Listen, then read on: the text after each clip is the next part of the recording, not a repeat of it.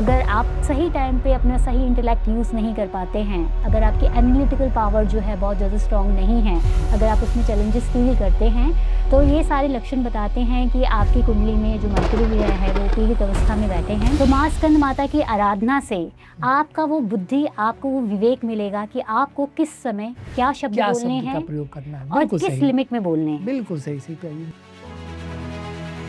कि अगर मैं मीडिया की फील्ड में हूँ तो वहाँ पे कम्युनिकेशन बहुत ज़्यादा मेरे लिए इम्पॉर्टेंट है। जी, हो सकता है मैं मीडिया की फील्ड में हूँ, मैं अच्छा कर रही हूँ, लेकिन अब मैं जैसे कहते हैं ना स्टार से सुपरस्टार बनना चाहती हूँ। जी। तो उस केस में अगर मैं स्कंद माता की आराधना करूँगी तो कहीं ना कहीं मेरी जो मरकरी प्लैनेट की ऊर्जा है वो और ज़्यादा जो है बलवान होगी।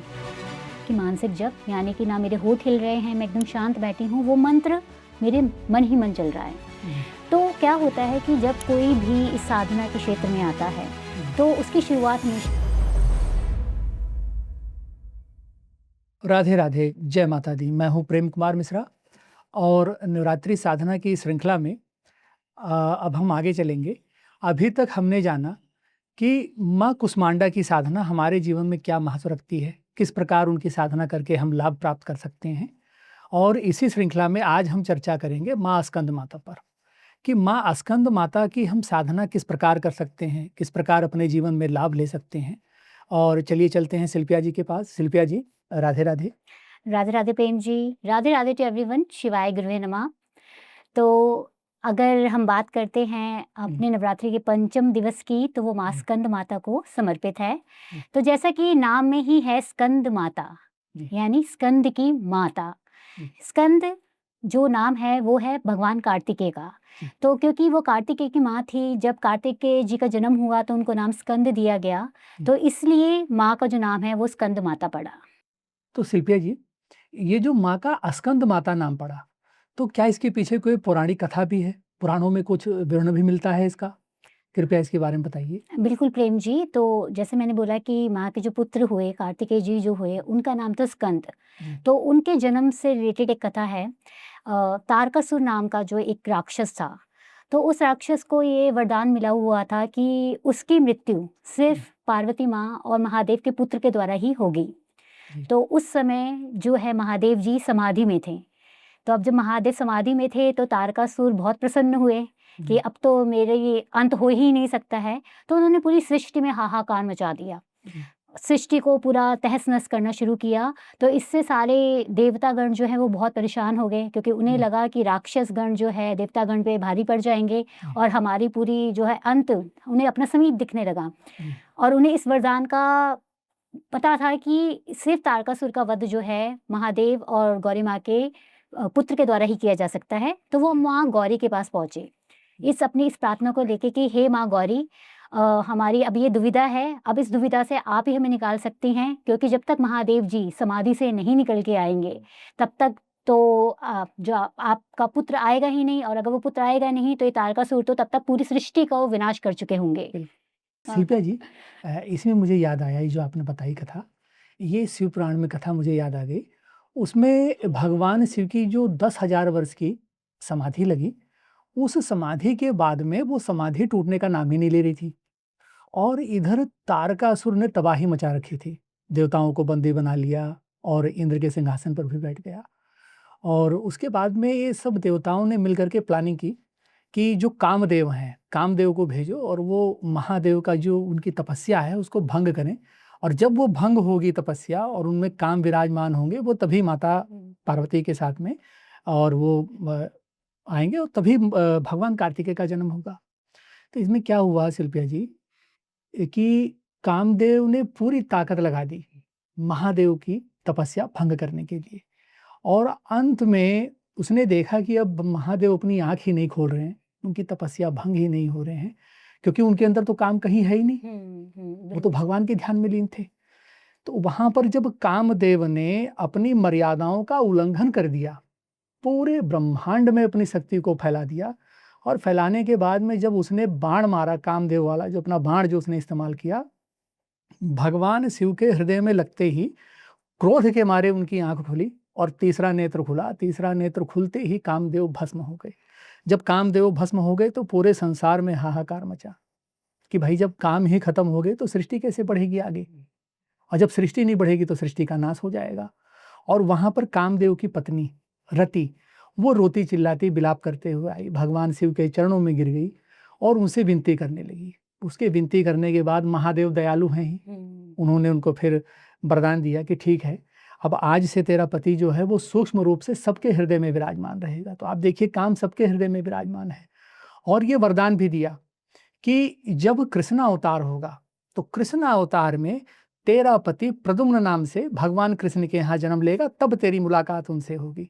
तो यानी कि देखिए, कथा शिव पुराण की है, लेकिन वो रिलेट कहाँ कर रही है? श्रीमद् भागवत में। तो ये सारे पुराण हम जहाँ तक देखें, ये एक दूसरे से रिलेट करते हैं। और बहुत सुंदर प्रसंग आपने छेड़ा, और उसी प्रसंग के कारण ये मुझे प्रसंग भी आज याद आ गया। ठीक है शिल्पा जी, बहुत सुंदर, बहुत अच्छा बताया आपने। तो शिल्पा जी, स्कंद माता का जो स्वरूप है उसके बारे में थोड़ा आप विस्तार से बताइए। तो प्रेम जी, जो माँ स्कंद माता का जो स्वरूप है वो एक शेर पे विराजमान हैं। उनके 4 हाथ दिखाए गए हैं। जी। उनके दोनों हाथ में कमल का फूल है। उनका एक हाथ जो है अभय मुद्रा में है, और उनके जो दूसरे हाथ में जो है, जो उनका चौथा हाथ है, उसमें कार्तिकेय जी स्कंद के रूप में जो है विराजमान हैं। जी। तो क्योंकि उनके जो स्वरूप है, जो माँ का जो स्वरूप है, उन्होंने अपने पुत्र स्कंद को लिया हुआ है, तो इसी कारण से माँ को जो है स्कंद माता के नाम से जाना जाता है। जी, शिल्पा जी, बहुत सुंदर बताया, बहुत अच्छा आपने बताया। तो शिल्पा जी, अभी तक हमने पिछले जितने भी हमारे पॉडकास्ट हुए, उसमें हमने देवी के हर स्वरूप को किसी न किसी ग्रह से रिलेट किया, और उस ग्रह की पीड़ा से किस प्रकार शांति पाई जाए, ये भी हमने देखा। तो ये जो स्कंद माता है, क्या ये स्कंद माता भी किसी ग्रह से संबंध रखती हैं? उनकी उपासना के द्वारा उस ग्रह की पीड़ा से मुक्ति पाई जा सकती है? इस बारे में बताइए। बिल्कुल प्रेम जी, तो हम स्कंद माता को जो है मरकरी प्लैनेट, जो हमारा बुध ग्रह है, उनकी ऊर्जा के साथ कनेक्ट करते हैं। माँ के दिव्य आशीर्वाद से अगर किसी की भी कुंडली में अगर मरकरी प्लैनेट पीड़ित अवस्था में बैठे हैं, जी। तो मरकरी किस प्रकार से पीड़ित हो सकते हैं? जैसे हमारे एस्ट्रोलॉजिकल स्टूडेंट को पता है कि मरकरी जो है अष्टम भाव में बैठ जाए, जी। मार्स के साथ मरकरी की कॉम्बिनेशन भी कहीं न कहीं मरकरी को पीड़ित कर देती है। बिल्कुल। सैटर्न के साथ अगर मरकरी की कॉम्बिनेशन बनती है, तो लर्निंग पावर जो है, जो मरकरी के कारक तत्व है, उसमें थोड़ी स्लोनेस आती है, क्योंकि सैटर्न जो है वो स्लोनेस का कारक है। जी, जी। मरकरी राहु की कॉम्बिनेशन भी कहीं न कहीं जो है, इस कॉम्बिनेशन को अगर वो गलत भाव में बैठ गई है, तो कहीं न कहीं मरकरी प्लैनेट की पीड़ा का भाव लेकर आती जी, है। जी, अब जी। इसके अलावा हम इस चीज़ को भी समझने की कोशिश करेंगे कि जिनको ग्रहों की युति का नहीं पता है, किस भाव में बैठ के मरकरी ग्रह पीड़ित होते हैं, तो आप मरकरी के जो कारक तत्व हैं, उनसे भी पता लगा सकते हैं। तो मरकरी जो कारक होते हैं, वो होते हैं हमारी वाणी का। जी, मरकरी जो कारक है, वो है हमारी लर्निंग पावर का। जी, मरकरी कारक है हमारी कम्युनिकेशन स्किल्स का। जी, अगर आपको लगता है कि मैं अपनी बातों को सही प्रकार से व्यक्त नहीं कर पाता हूँ, जी, अगर आपको लगता है कि किसी के अंदर लर्निंग डिसेबिलिटीज़ हैं, तो जी। कहीं न कहीं उनका जो मरकरी है, वहाँ पे प्रॉब्लम आपको देखने के बिल्कुल, लिए बिल्कुल। मिलेगी। मरकरी को हम बुद्धि का ग्रह भी बोलते हैं। तो अगर आप सही टाइम पे अपना सही इंटेलेक्ट यूज़ नहीं कर पाते हैं, अगर आपकी एनालिटिकल पावर जो है बहुत ज़्यादा स्ट्रॉन्ग नहीं है, जी, अगर आप उसमें चैलेंजेस फ़ील करते हैं, तो ये सारे लक्षण बताते हैं कि आपकी कुंडली में जो मरकरी ग्रह है, वो पीड़ित अवस्था में बैठे हैं। जी। तो ऐसे में अगर आप माँ की, स्कंद माता की आराधना करते हैं, तो बिल्कुल, बिल्कुल। आपके मरकरी ग्रह को जो है एक बल मिलता है। उसके जो दुष्प्रभाव हैं लाइफ़ से जाते हैं, और कहीं न कहीं पॉज़िटिविटी जो मरकरी प्लैनेट की है, वो आपकी लाइफ़ में आती है। जी, शिल्पा जी, बहुत अच्छा, बहुत-बहुत धन्यवाद आपका, आपने बताया। मैं फिर एक आपसे प्रश्न करना चाहता था कि जिस प्रकार से हमने पीछे जिन भी देवियों की चर्चा की, तो किसी न किसी हमारी जो 7 चक्र होते हैं, किसी न किसी चक्र से उनका संबंध था। स्कंद माता जो हैं, ये हमारे किस चक्र से संबंध रखती हैं, और किस प्रकार इनकी साधना करके हम अपने उस चक्र को एक्टिवेट कर सकते हैं? बिल्कुल प्रेम जी, तो अगर हम माँ स्कंद माता की बात करें, तो माँ स्कंद माता का संबंध हमारे विशुद्धि चक्र, जिसे हम थ्रोट चक्र कहते हैं, जी, उसके साथ है। और अब यहाँ पे देखिए, अद्भुत बात क्या होगी कि माँ का जो रूलिंग प्लैनेट है, वो भी मरकरी है। और अगर हम थ्रोट चक्र की बात करें, विशुद्धि चक्र, यानी ये भी हमारी वाणी का संचालन करता है। बिल्कुल। तो अगर कोई भी इंसान और या कोई भी स्टूडेंट अगर बहुत ज़्यादा प्रॉब्लम फेस कर रहा है, लर्निंग डिसेबिलिटी है किसी बच्चे के अंदर, जी। या अगर हम बोले कि अगर मैं मीडिया की फील्ड में हूँ, तो वहाँ पे कम्युनिकेशन बहुत ज़्यादा मेरे लिए इम्पोर्टेंट है। जी। हो सकता है मैं मीडिया की फील्ड में हूँ, मैं अच्छा कर रही हूँ, लेकिन अब मैं जिसे कहते हैं ना स्टार से सुपरस्टार बनना चाहती हूँ। जी। तो उस केस में अगर मैं स्कंद माता की आराधना करूँगी, तो कहीं न कहीं मेरी जो मरकरी प्लैनेट की ऊर्जा है वो और ज़्यादा जो है बलवान होगी, उसे जी। एक स्ट्रेंथ मिलेगी। जी। तो मरकरी जो प्लैनेट है आपकी कम्युनिकेशन का, जो प्लैनेट है आपकी वाणी का, और विशुद्धि चक्रा भी उन्हीं सारी चीज़ों को रिप्रेज़ेंट करता है। जी। कई बार ऐसा भी होता है कि हम जो चीज़ कहना चाहते हैं सामने वाले के समक्ष, जी। सामने वाला उसको समझ नहीं पाता है, या कई बार हमें भी शब्द ही नहीं मिल पाते हैं कि मैं अपनी भावनाओं को किस प्रकार से व्यक्त करूँ। हाँ, ये भी मरकरी की खराबी से। यस, जी। ये जी। भी बिल्कुल मरकरी की खराबी से है। जी। तो माँ स्कंद माता की आराधना करने से आपका विशुद्धि चक्रा भी खुलता है, माँ स्कंद माता की आराधना करने से आपके मरकरी प्लैनेट को बल भी मिलता है। जी। तो इस आराधना से, माँ की आराधना से सबसे अच्छा जो शुभ फल देखने के लिए मिलेगा कि अगर आप सोशल मीडिया में अपने आप को रॉक स्टार बनाना चाहते हैं, अपनी कम्युनिकेशंस के द्वारा दूसरों पे इन्फ्लुएंस डालना चाहते हैं, इन्फ्लुएंसर के लिए जी। स्पेसिफिकली मैं बोलूँगी, इन्फ्लुएंसर्स जो हैं, जी। उनके लिए माँ स्कंद माता की जो आराधना है, उनके मरकरी प्लैनेट को स्ट्रेंथन करेगी, और जो उसके मरकरी प्लैनेट के जो पॉज़िटिव जो चीज़ें हैं, उनकी लाइफ़ में वो बिल्कुल, बिल्कुल विद्यमान होंगी। जी, शिल्पा जी बहुत अच्छा बताया आपने। और आपके बताने के बाद में जैसे मैं एस्ट्रोलॉजी करता हूँ, तो मैंने इस चीज़ को रिलेट किया कि स्कंद माता जो हैं, वो विशुद्ध चक्र को हमारे रिप्रेज़ेंट करती हैं। विशुद्ध चक्र हमारी वाणी को रिप्रेज़ेंट करता है, और वाणी यानी कि शब्द, शब्द ब्रह्म है। शब्द ब्रह्म है जिसका कभी नाश नहीं होता, और विशुद्ध चक्र के ही जागृत होने पर उस मंत्र में उतनी शक्ति आती है, जहाँ तक आपने बताया कि वो उस देवता के शरीर में जाकर कंपन पैदा कर देती है, और उस देवता को मजबूर होना पड़ता है आने के लिए। क्योंकि जब भी किसी देवता का आवाहन किया जाता है या मंत्र पढ़ा जाता है, तो वो डायरेक्ट जिस देवता का मंत्र है उसके बॉडी में ही कंपन करता है। ये बहुत सुंदर बताया शिल्पा जी आपने। और इसी से मुझे एक और चीज़ याद आ रही है। महाकवि कालिदास, महाकवि कालिदास ने एक ग्रंथ लिखा, और उस ग्रंथ में ये जो माता पार्वती और महादेव के जो अंतरंग दृश्य थे, उन अंतरंग दृश्यों को, क्योंकि कालिदास को सिद्धि प्राप्त थी, तो वो महाविद्वान थे, और जो भी वो अपनी सिद्धियों और शक्तियों के द्वारा देखते थे, वही बिल्कुल एज़ इट इज़ लिखना शुरू कर देते थे। तो इन्होंने जब उस ग्रंथ की रचना शुरू की, तो कोई दिक्कत नहीं थी, लेकिन जब माता पार्वती और महादेव के अंतरंग दृश्यों को लिखना शुरू किया, तो तुरंत माता पार्वती को क्रोध आया, और उन्होंने माता सरस्वती को बुलाया कि ये कौन है? ये जो एक पिता और माता के अंतरंग दृश्यों को लिख रहा है, और बहुत क्रोध में थीं। तो माता सरस्वती ने कहा कि ये दुनिया का महाविद्वान महाकवि कालिदास है। तो उन्होंने कहा कि इतना मूर्ख है, इसको ये नहीं पता कि माता-पिता के अंतरंग दृश्यों को नहीं लिखा जाता है। तो शब्द को उन्होंने कहीं न कहीं मिसयूज़ किया। वो भूल गए अपनी उस सिद्धि और विद्वानता के अहंकार में कि ये शब्द जो है वो ब्रह्म है। और अगले ही दिन उनका हार्ट फेल हो गया, उनकी मृत्यु हो गई, और उन्होंने अगले दिन का सूरज नहीं देखा। तो बहुत सुंदर बताया आपने, बहुत सुंदर शिल्पा जी। आपकी इन बातों से वो मुझे कथा याद आ गई, कालिदास वाली, कि शब्द ही ब्रह्म है। शब्द ही ब्रह्म है जिसका कभी नाश नहीं होता। इसलिए वाणी को भी आप देखिए ग्रंथों में लिखा हुआ है कि वाणी को बहुत कंट्रोल करके और बहुत अच्छा बोलना चाहिए, क्योंकि वो जाकर ब्रह्मांड में स्थित हो जाती है, और वो हमेशा गूंजती रहती है। और सरकार भी कहीं न कहीं देखो ध्वनि प्रदूषण के ऊपर वो मुहिम छेड़ रही है, और नई-नई योजनाएँ चला रही हैं कि ध्वनि प्रदूषण ना हो। बहुत सुंदर शिल्पा जी, प्रेम बहुत जी, यहाँ अद्भुत पे मैं ज्ञान। ऐड करना चाहूँगी कि जी। आपने ये जो कथा सुनाई, इससे हमारे दर्शकों को भी एक सीख भी मिलती है जी। कि अगर आपको वाणी का वरदान मिला है, जी। तो जी। आपको शब्दों का चयन बहुत सोच समझ के करना बहुत चाहिए। सोच-समझ के, तो बिल्कुल। माँ स्कंद माता की आराधना से आपका वो बुद्धि, आपको वो विवेक मिलेगा कि आपको किस समय क्या शब्द क्या बोलने शब्द का हैं प्रयोग करना है, और बिल्कुल किस सही। लिमिट में बोलने हैं। बिल्कुल सही शिल्पा जी, बिल्कुल सही। यानी कि जहाँ तक मैं समझ पा रहा हूँ कि ये हर व्यक्ति को करना चाहिए।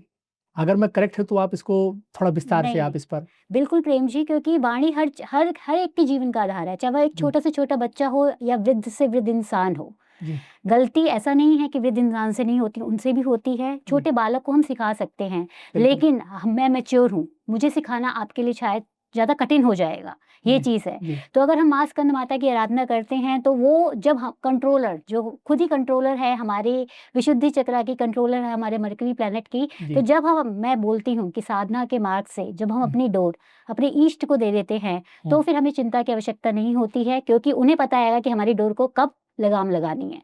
बिल्कुल शिल्पा जी, बहुत सुंदर शिल्पा जी।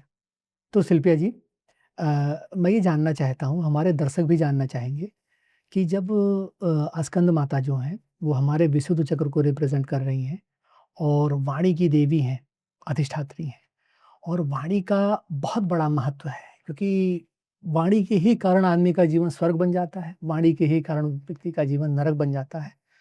तो इनकी साधना किस प्रकार की जाए? और साधना में क्या होरा का भी प्रयोग किया जा सकता है इसमें? कृपया इस पर आप प्रकाश डालें। बिल्कुल प्रेम जी, तो जैसे कि हमें पता है कि हमारा नवरात्रि का पंचम दिवस जो है माँ स्कंद माता को समर्पित है। जी, तो आप सिंपल सा जो माँ का जो मंत्र है, जी, ओम देवी स्कंद माताय नमः या जी, ओम स्कंद माता दैव्ये नमः, इनमें जी, से किसी भी एक मंत्र का आप 108 बार जप कर सकते हैं। जी, कि इस मंत्र के कोई भी आपको अशुभ प्रभाव देखने के लिए मिलेंगे, इसमें कोई भी बीज मंत्र सम्मिलित नहीं है। तो कोई भी जन साधारण, इवन एक छोटा-सा बच्चा भी ओम देवी स्कंद माताय नमः या ओम स्कंद माता दैव्ये नमः का जप कर सकता है 108 जी, बार। जी। सिल्विया जी इसी में मंत्र में एक थोड़ा-सा आप इस चीज़ को क्लियर कर दें कि क्या इसको वाचिक बोलना है या मानसिक बोलना है? और आसन को थोड़ा आप विस्तार से बता दें कि आसन किस प्रकार का होना चाहिए और माला किस प्रकार की होगी?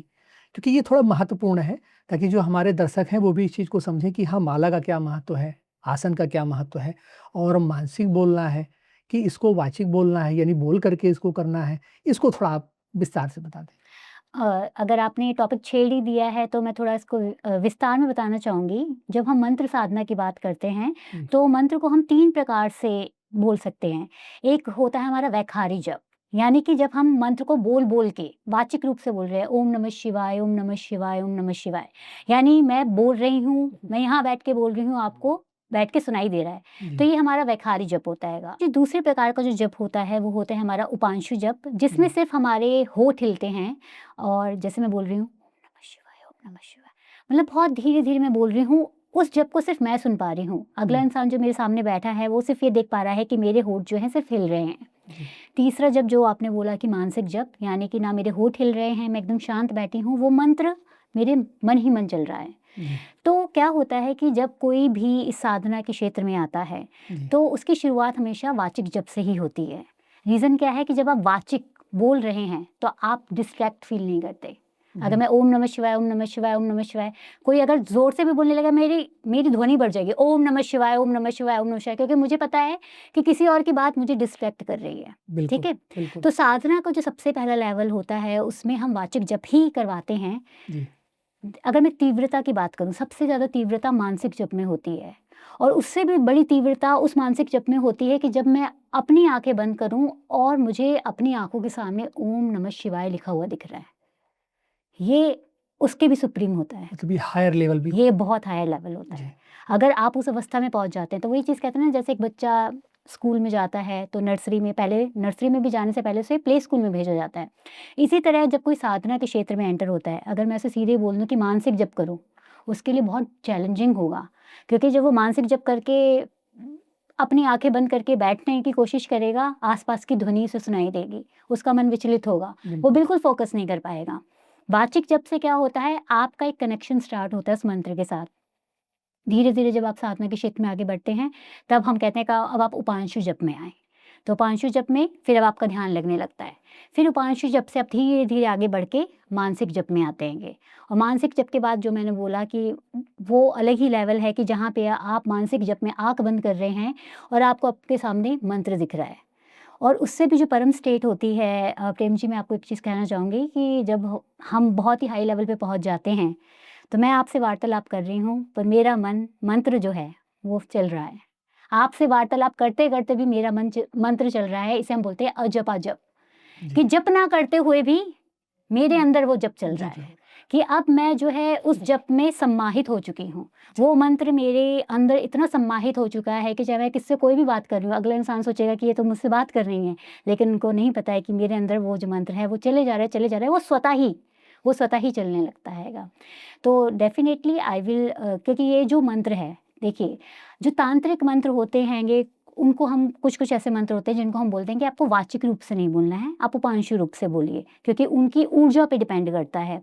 यहाँ पे हम जितने भी मंत्र की बात कर रहे हैं, इस पॉडकास्ट के माध्यम से हमारे दर्शकों के पास जो भी मंत्र जा रहे हैं, वो बहुत ही सौम्य मंत्र हैं और डेफ़िनेटली आप उसको वाचिक रूप से कीजिए, क्योंकि हो सकता है कहीं ऐसे लोग हमारे साथ जुड़ रहे हों जो प्रथम बार जो है इन साधना के साथ कनेक्ट कर रहे हों, मंत्रों को कैसे उच्चारण किया जा रहा है उससे कनेक्ट कर रहे हों। तो मैं रिकमेंड करूँगी कि आप वाचिक जप ही करें, क्योंकि जब आप वाचिक जप करेंगे तो आपका ध्यान आपके मंत्र पे होगा, आपके बिल्कुल। आस-पास के एनवायरनमेंट पे नहीं होगा। बहुत अच्छा शिल्पिया जी, बहुत ही गुप्त विधि और रियल जो जो होना चाहिए, जिस प्रकार से जप होना चाहिए, वो आपने बताया और आपके माध्यम से हमको इसकी जानकारी मिली, हमारे दर्शकों को इसकी जानकारी मिली। बहुत-बहुत धन्यवाद आपका शिल्पिया जी। तो शिल्पिया जी, क्या इसमें होरा का भी यूज़ किया जा सकता है? बिल्कुल प्रेम जी, तो जैसे हमने बोला कि माँ की जो एनर्जी है वो मरकरी प्लैनेट के साथ कनेक्टेड है, जी। तो इस मंत्र का जप हम जो है अगर मरकरी की होरा में करते हैं, तो हमें इसके रिज़ल्ट्स जो हैं मल्टीफोल्ड होकर देखने के लिए मिलते हैं। और हम अपने दर्शकों को भी बताना चाहेंगे कि जो हमारी ये चैत्र मास नवरात्रि की जो साधना आ रही है, इसके साथ-साथ अकल गुरुकुल की टीम ने डिसाइड किया है कि स्टूडेंट्स को होरा शास्त्र का कोर्स भी दिया जाएगा। ये होरा शास्त्र का कोर्स पंडित जी के द्वारा रचित कोर्स है। इसमें पंडित जी ने बहुत डिटेल में बताया है कि कैसे आप डिफरेंट प्लैनेट्स की होरा को यूटिलाइज़ कर सकते हैं, ना सिर्फ मंत्र जाप के लिए बल्कि अपनी दिन की हर दिन की जो एक्टिविटीज़ को जो है कैसे किया जा सकता है। अगर आपको गवर्नमेंट रिलेटेड काम करना है तो कैसे आप सन की होरा का यूटिलाइज़ कर सकते हैं। इवन अगर हम बात करें मार्स रिलेटेड काम के लिए मार्स की होरा का यूटिलाइज़ेशन कैसे किया जाता है, तो बहुत ही डिटेल में पंडित जी ने इस होरा शास्त्र के कोर्स में बताया है। तो अगर आप इसमें इस साधना में एनरोल करना चाहते हैं, जिसके साथ आपको अकल गुरुकुल की टीम जो है ये होरा शास्त्र का कोर्स भी ऑफ़र करेगी, उसका लिंक जो है डिस्क्रिप्शन में दिया हुआ है। और अगर आप ज्योतिष को गहराइयों में समझना चाहते हैं, प्लैनेट्स से फ्रेंडशिप करना चाहते हैं, अगर आपकी शुरुआत नहीं हुई है इस जर्नी में या अगर आपकी हो भी गई है लेकिन आपने अभी तक जहाँ से भी सीखा आपको समझ में आया कि हम इतना अच्छा से नहीं समझ पाए, नहीं कनेक्ट कर पाए ज्योतिष के साथ, तो पंडित जी का लाइव एस्ट्रोलॉजी बैच का कोर्स भी आ रहा है। तो आप पंडित जी के साथ बिल्कुल कनेक्ट कर सकते हैं, जहाँ पंडित जी स्वयं आपको लाइव पढ़ाएँगे। उसका लिंक भी जो है डिस्क्रिप्शन में टीम आपको दे देगी। तो डेफ़िनिटली आप जो है इन लिंक के माध्यम से ऑकल्ट गुरुकुल की टीम के साथ कनेक्ट कर सकते हैं। तो शिल्पा जी, बहुत-बहुत धन्यवाद आपका और इतनी महत्वपूर्ण जानकारी आपके माध्यम से हम लोगों को प्राप्त हुई, हमारे दर्शकों को प्राप्त हुई और मैं आशा करता हूँ कि जो हमारे दर्शक हैं, जिनका भी बुध खराब है, जिनको वाणी से समस्या है या मरकरी जिनका 9th में है, मरकरी जिनका 12th में है, 3rd में है, 8th में है या राहु के साथ कनेक्टेड है या मान लीजिए मरकरी चंद्रमा के साथ में है या मरकरी मार्स के साथ बैठा हुआ है, जिस भी प्रकार की अगर मरकरी पीड़ित हो रहा है और जीवन में उसके दुष्प्रभाव आपको दिखाई दे रहे हैं, तो आप इस साधना को करके उसका लाभ प्राप्त कर सकते हैं। और शिल्पा जी, आपका बहुत-बहुत धन्यवाद। राधे राधे, जय माता दी। हम लोग अपने अगले एपिसोड में चर्चा करेंगे माँ कात्यायनी के बारे में और जानेंगे कि उनका हमारे जीवन में क्या प्रभाव है, किस प्रकार उनकी साधना करके हम अपने जीवन में लाभ ले सकते हैं। राधे राधे, जय माता दी। राधे राधे प्रेम जी, राधे राधे टू एवरीवन, शिवाय गुरुवे नमः, श्री मात्रे नमः। मिलते हैं आपसे नेक्स्ट एपिसोड में माँ कात्यायनी की एनर्जीज़ के साथ कनेक्ट करने के लिए।